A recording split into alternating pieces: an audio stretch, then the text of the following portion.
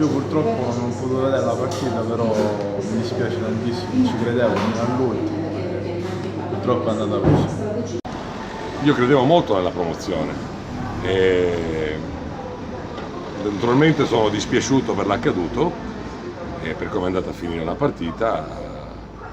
Penso come tutti i 20.000 catanesi che si trovavano allo stadio. Io non ero allo stadio, ho sofferto a casa e mi dispiace per come è andata a finire.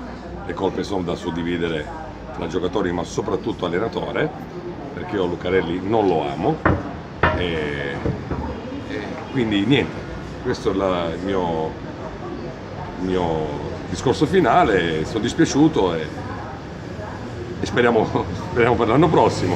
Io non sono catanese, però visto che vivo qua, mi dispiace.